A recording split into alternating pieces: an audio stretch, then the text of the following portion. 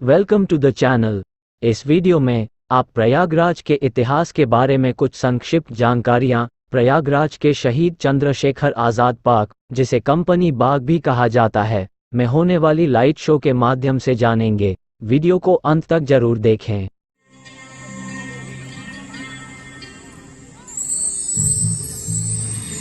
जो मनुष्य श्वेत श्याम नदियों के संगम पर स्नान करते हैं उन्हें स्वर्ग की प्राप्ति होती है, और जो धैर्यवान मनुष्य इसके किनारे अपनी देह त्यागते हैं उन्हें सीधे मोक्ष की प्राप्ति होती है। ब्रह्म पुराण में ब्रह्मा जी भी कहते हैं, क्योंकि यहाँ सरस्वती जी अदृश्य रूप में आकर गंगा जी से मिलती है, इसलिए इस क्षेत्र को सरस्वती तीर्थ संगम कहा गया है।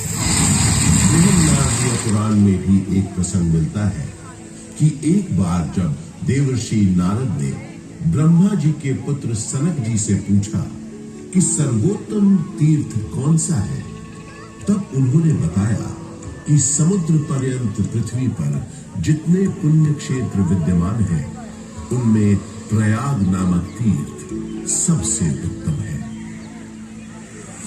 यहाँ पर ब्रह्मा जी ने स्वयं कई यज्ञ संपन्न किए थे, इसलिए प्रयागराज को तीर्थों का राजा भी कहा जाता है। तो ऐसे पावन तीर्थ पर बसा है हमारा प्रयागराज। ये उन 4 शहरों में से भी एक है जहां विश्व प्रसिद्ध कुंभ मेले का आयोजन होता है। चलिए आज मैं आपको इसी से जुड़ी एक पौराणिक कथा सुनाता हूं। समुद्र मंथन के समय जब अमृत कलश प्रकट हुआ, तब देवताओं और असुरों में उसे पाने के लिए भयंकर युद्ध हुआ। ये देखकर गरुड़राज सुरक्षा के विचार से इस अमृत कुंभ को लेकर क्षीर सागर की ओर उड़ चले। कहते हैं उनकी इस यात्रा के दौरान पृथ्वी पर 4 जगह अमृत की कुछ बूंदें छलक कर गिर पड़ी, और इन बूंदों से उन नगरों की नदियों के पानी में अमृत जैसे गुण पहुंचे। यही कारण है कि इन 4 नगरों में हर 12 वर्षों पर कुंभ का पर्व मनाया जाता है। लाखों श्रद्धालु साधु संतों के सैकड़ों अखाड़े गंगा जी में स्नान करने आते हैं, संगम किनारे सत्संग करते हैं, धूम दबाते हैं।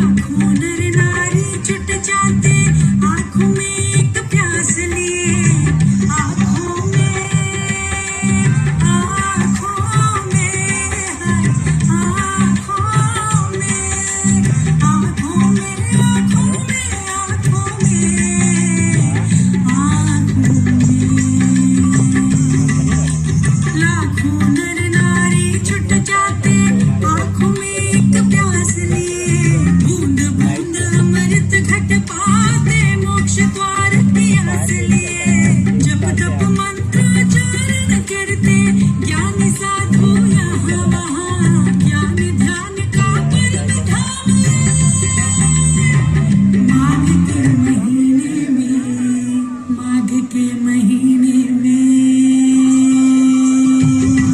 12 बरस में कुंभ आता, माघ के महीने में पावन जल अमृत बन जाता, माघ के महीने में 12 बरस में कुंभ आता।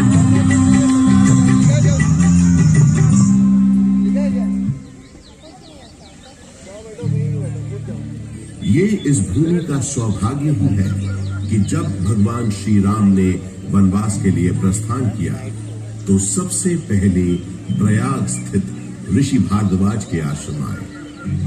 महर्षि भारद्वाज एक महान तपस्वी और ज्ञानी महर्षि थे।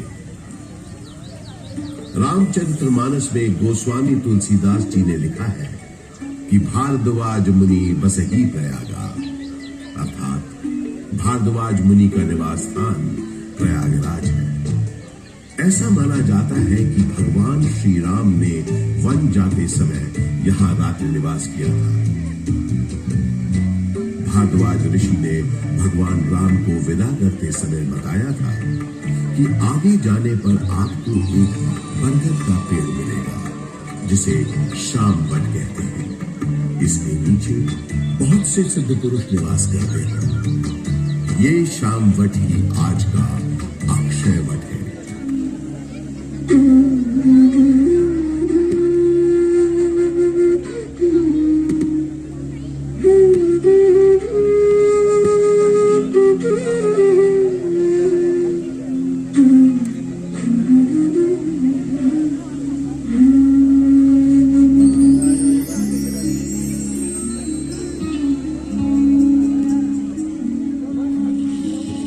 मूलं विष्णु स्वयं साक्षात् स्कंधा लक्ष्मी स्वयं शुभा।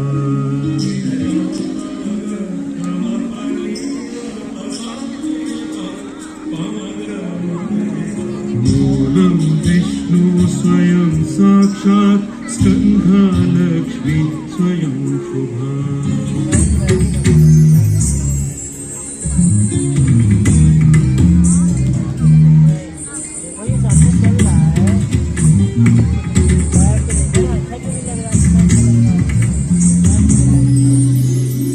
पत्राणि भारती देवी पुष्पाणि विबुधेश्वरः।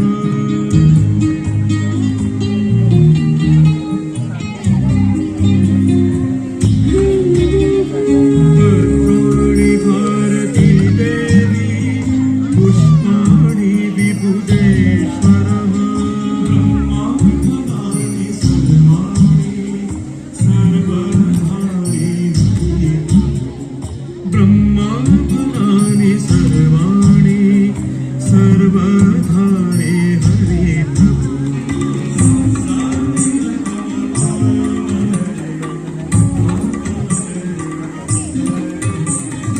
मूलं विष्णु स्वयं साक्षात् स्कंधा लक्ष्मी स्वयं शुभा।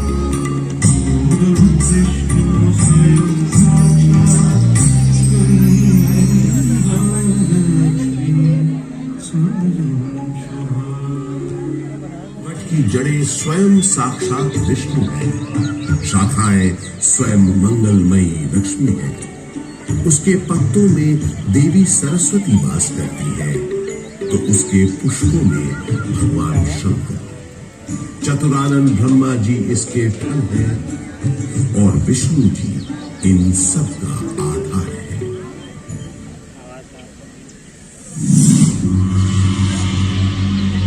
गौतम बुद्ध के काल में भी प्रयाग का बड़ा महत्व था। इसका एक बड़ा साक्ष्य है यहाँ उपस्थित अशोक की लाट। सम्राट अशोक का संदेश तो इस स्तंभ पर अंकित है ही। गुप्त काल के शक्तिशाली राजा समुद्रगुप्त का प्रयाग प्रशस्ति अभिलेख भी इसी स्तंभ पर खुला है। 16वीं शताब्दी के अंत में सम्राट अशोक का ये स्तंभ उस किले का हिस्सा बन गया जिस किले का निर्माण संगम के किनारे मुगल बादशाह अकबर ने करवाया था। बुद्धं शरणं गच्छामि, गच्छामि, संघं शरणं गच्छामि।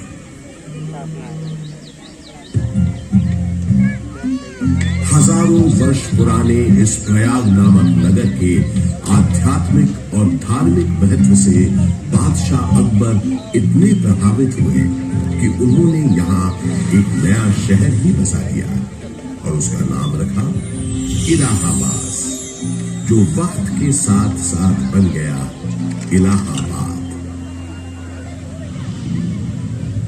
अपनी भौगोलिक स्थिति, सुंदर आबोहवा और राजनीतिक महत्व की वजह से इलाहाबाद ब्रिटिश हुक्मरानों को भी बेहद पसंद आया और कुछ ही समय में ये शहर ब्रितानी हुकूमत का एक महत्वपूर्ण केंद्र बन गया। इलाहाबाद हाईकोर्ट इसका एक जीवंत उदाहरण है। देश के 4 उच्च न्यायालयों में से तो एक ये है ही। इसके अलावा अनेक महत्वपूर्ण और ऐतिहासिक फैसले देने का श्रेय भी इस न्यायालय को जाता है। शिक्षा के प्रसार के लिए अंग्रेजों द्वारा बनाया गया इलाहाबाद विश्वविद्यालय इस शहर को उनका दूसरा महत्वपूर्ण योगदान था। इलाहाबाद विश्वविद्यालय की स्थापना 16 नवंबर 1887 को हुई। पूर्व का ऑक्सफोर्ड कहे जाने वाले इस विश्वविद्यालय का शुरुआती नाम न्यूयॉर्क सेंट्रल कॉलेज था। यहाँ का विजयनगरम हॉल और 7 खंडी मीनारें इतनी सुंदर और आकर्षक है कि आते जाते लोगों की निगाहें बरबस अपनी ओर खींच लेती है।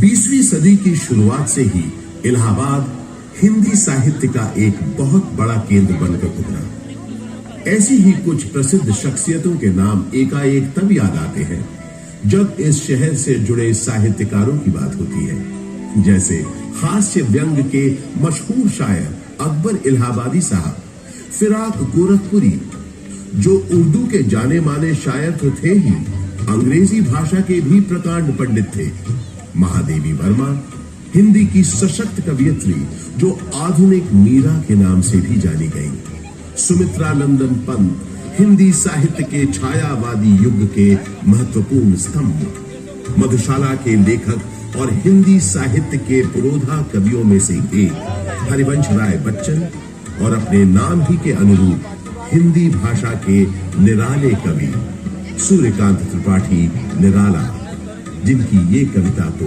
अद्भुत है। देखा मैंने उसे इलाहाबाद के पथ पर, वो तोड़ती पत्थर, चढ़ रही थी धूप गर्मियों के दिन, दिवा का तमतमाता रूप, उठी झुलसाती हुई लू, रुई जूं जलती हुई भू, गर्द चिंगी छा गई, प्राय हुई दोपहर, वो तोड़ती पत्थर देखा मैंने उसे इलाहाबाद के पथ पर, देखा मैंने उसे इलाहाबाद के पथ पर। कला और साहित्य के साथ साथ राजनीति का भी खास गढ़ रहा है प्रयागराज। स्वतंत्रता संग्राम के अनेक शूरवीरों और गणमान्य व्यक्तियों का नाता इस शहर से रहा है, जैसे पंडित मोतीलाल नेहरू, राजश्री पुरुषोत्तम दास टंडन, महामना मदन मोहन मालवीय आदि। स्वतंत्र भारत के पहले प्रधानमंत्री पंडित जवाहरलाल नेहरू का जन्म इसी शहर में हुआ था। उनका घर आनंद भवन स्वाधीनता संग्राम की गतिविधियों का एक बड़ा केंद्र था, जिसकी वजह से प्रयागराज भी आजादी की लड़ाई का एक महत्वपूर्ण हिस्सा बन गया। आजादी की बातें करें तो मुझे याद आता है सन 1857 का स्वाधीनता संग्राम, जिसका गवाह मैं खुद रहा हूं। अनेकों भीषण लड़ाइयां मैंने देखी। एक बार तो मुझे लगा था कि बस हमें विदेशी हुकूमत से छुटकारा मिल ही गया, लेकिन इसे बदकिस्मती कहें कि अंत में बाजी पलट गई। परंतु इन युद्ध की वजह से इलाहाबाद एक दिन के लिए ही सही भारत की राजधानी बना वो दिन था 1 नवंबर 1858। उस दिन प्रयागराज के मिंटो पार्क में एक शाही दरबार लगा था, जिसमें लॉर्ड कैनिंग ने महारानी विक्टोरिया का महत्वपूर्ण घोषणा पत्र पढ़ा। आज 1 नवंबर 1858 के दिन से हिंदुस्तान में ईस्ट इंडिया कंपनी का राज खत्म हो जाए। अब से इंडिया में मलिका विक्टोरिया का राज होगा। ब्रिटिश ताज की हुकूमत होगी यहाँ। उस दौर से निकलकर समय के साथ थोड़ा आगे बढ़े तो मुझे याद आता है अपने चारों ओर बाहें फैलाए ये विशाल पार्क, जिसके आंगन में खड़ा मैं आज आपको ये कहानी सुना रहा हूं। बात सन 1870 की है, जब एडिनबर्ग के ड्यूक एल्फ्रेड साहब इलाहाबाद आए थे। उन्होंने यहां आकर 133 एकड़ के इस बड़े से भूखंड पर एक विशाल पार्क का शिलान्यास किया था। उन्हीं के नाम पर तो इस पार्क का नाम पड़ा है एल्फ्रेड पार्क। ब्रितानवी हुक्मरानों ने इस पार्क के भीतर कई एक महत्वपूर्ण इमारतों का भी निर्माण करवाया। अब जैसे कि ये मशहूर गवर्नमेंट पब्लिक लाइब्रेरी। इलाहाबाद के उस जमाने के कमिश्नर फ्रांसिस ऑटवे मेन एक लाइब्रेरी बनवाना चाहते थे, जिसके लिए उन्होंने मशहूर आर्किटेक्ट रिचर्ड रॉस्किल बेन को बुलवाया और कहा, बेन, हमने तुमको बोला था ना, हमको एक लाइब्रेरी बनाने का है। आई रिमेम्बर सर, आपने बताया था आपका डियर फ्रेंड और इलाहाबाद का एक्स कमिश्नर मिस्टर कटबर्ट बेंसले थॉर्नहिल का मेमोरी में आपको एक लाइब्रेरी बनवाना है, राइट? यस, थॉर्नहिल खुद एक बहुत काबिल टाउन प्लानर था। आधा इलाहाबाद उसी ने प्लान किया है। ये लाइब्रेरी उसकी मेमोरी को बिफिटिंग ट्रिब्यूट होना चाहिए। आप बिल्कुल बेफिक्र रहें सर। मेरे दिमाग में स्कॉटिश बैरोनियल रिवाइवल स्टाइल की एक ब्यूटीफुल बिल्डिंग का प्लान है, जो एकदम परफेक्ट होगा ट्रिब्यूट देने के लिए।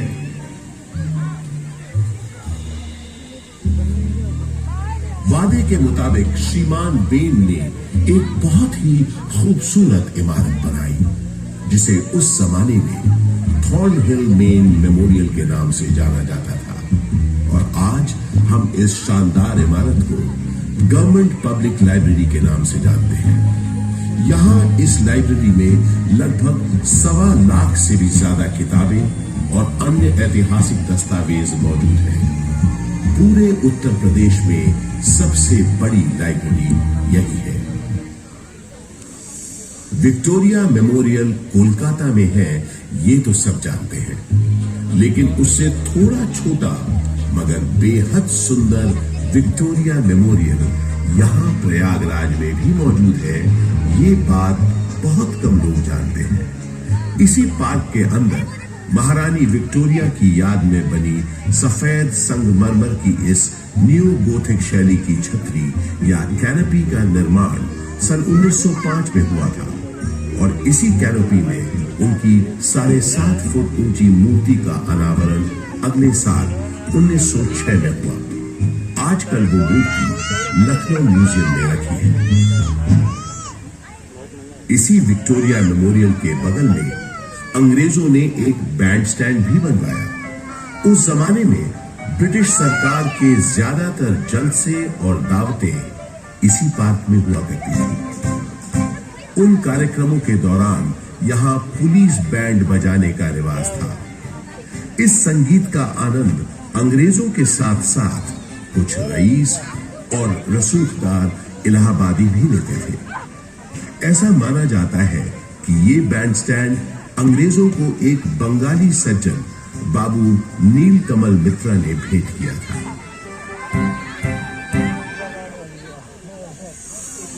पंडित बृजमोहन व्यास और कुछ अन्य गणमान्य व्यक्तियों के प्रयासों से इलाहाबाद संग्रहालय की एक छोटे से स्तर पर शुरुआत सन 1931 में ही हो गई थी। एल्फ्रेड पार्क में म्यूजियम के वर्तमान भवन का शिलान्यास पंडित नेहरू ने 14 दिसंबर 1947 को किया और भारतवर्ष के 4 राष्ट्रीय संग्रहालयों में से एक इलाहाबाद म्यूजियम सन 1954 में आम जनता के लिए खोल दिया गया। यहां पुरातन शिल्पकृतियां, प्राचीन पाषाण प्रतिमाएं, कांसे की दुर्लभ वस्तुओं और पांडुलिपियों के अलावा 75,000 से अधिक कलाकृतियों का एक विशिष्ट संग्रह है। वास्तुकला के इन धरोहरों और अद्वितीय संग्रहालय के अलावा ये पार्क एक ऐसे स्वतंत्रता सेनानी के नाम के साथ भी जुड़ा है जो कभी फिरंगियों के हाथ न आया और हमेशा आजाद ही रहा। वो महान स्वतंत्रता सेनानी थे चंद्रशेखर आजाद। भारत के स्वतंत्रता संग्राम में इनका अभूतपूर्व योगदान रहा है। मशहूर क्रांतिकारी दल हिंदुस्तान रिपब्लिक एसोसिएशन को हिंदुस्तान सोशलिस्ट रिपब्लिक एसोसिएशन के नाम से न सिर्फ उन्होंने पुनर्गठित किया बल्कि भगत सिंह, राम प्रसाद बिस्मिल, अशफाक उल्लाह खान जैसे अनेक क्रांतिकारियों को उसमें शामिल भी किया। सन 1931 में चंद्रशेखर आजाद एक खुफिया और बेहद महत्वपूर्ण काम के लिए इलाहाबाद आए और 27 फरवरी के दिन उन्होंने अपनी पार्टी के एक सदस्य सुखदेव राज से इसी एल्फ्रेड पार्क में गुप्त मीटिंग की योजना बनाई। किसी भेदिए ने यह सूचना British police officer mister Nott Bower को दे दी। Hello, CID in charge, not Baba this side. DSP Thakur Vishweshwar Singh से बात कर रहा हूँ। Urgent matter है। सलाम साहब, DSP सिंह बोलता हूँ।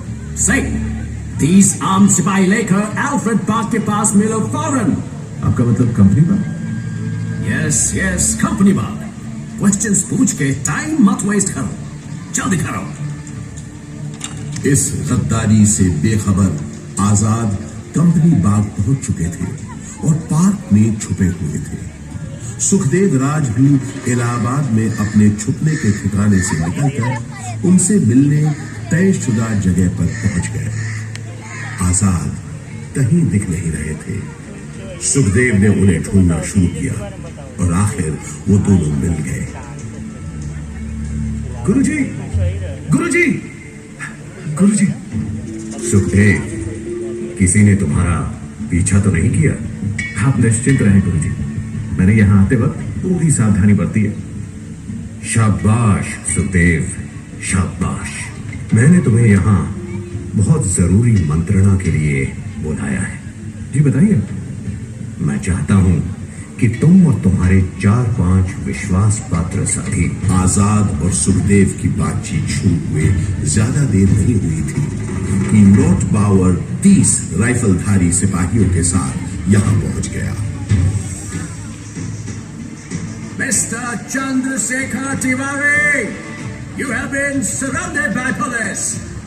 तुम्हें पुलिस ने घेर लिया है। तुम आज यहाँ से बचकर नहीं जा पाओगे। Surrender yourself. सुखदेव, तुम निकलो फौरन। नहीं गुरुजी, मैं आपको अकेला छोड़कर नहीं जाऊंगा। बहस मत करो, जाओ, ये मेरा आदेश है, जाओ। पर आप, जब तक मेरे पास ये मेरी बमतुल बुखारा है, मेरा कोई बाल भी बांका नहीं कर सकता। अब जल्दी जाओ यहाँ से, और जब तक मेरा अगला संदेश न मिले तब तक चौकन्ने रहना, संभल कर रहना। सुखदेव, अब जाओ यहाँ से, तब तक मैं इनको रोकता हूँ। पल भर में नॉट बावर ने आजाद पर गोलियां बरसानी शुरू कर दी। आजाद यही बगल में जामुन के पेड़ के पीछे छुपे पुलिस का मुकाबला कर रहे थे।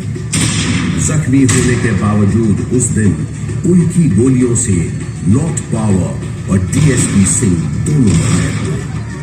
आजाद के पास गिनती की गोलियां थी, जबकि पुलिस के पास न गोलियों की कमी थी न बंदूकों की। फिर भी आजाद उनसे अपने पास बची आखिरी गोली तक लोहा लेते रहे। आजाद ने प्रण लिया था कि वो हमेशा आजाद रहेंगे। उन्होंने अपना प्रण निभाया और वो हमेशा आजाद ही रहे। उन्होंने अपने पास बची आखिरी गोली से अपने प्राण न्योछावर कर अपनी प्यारी मातृभूमि के लिए आत्म बलिदान दे दिया। स्वतंत्र भारत का सपना अपने दिल में लिए वो शहीद तो हो गए, लेकिन हिम्मत और बहादुरी की मिसाल चंद्रशेखर आजाद हमारे दिलों में हमेशा के लिए अमर हो गए।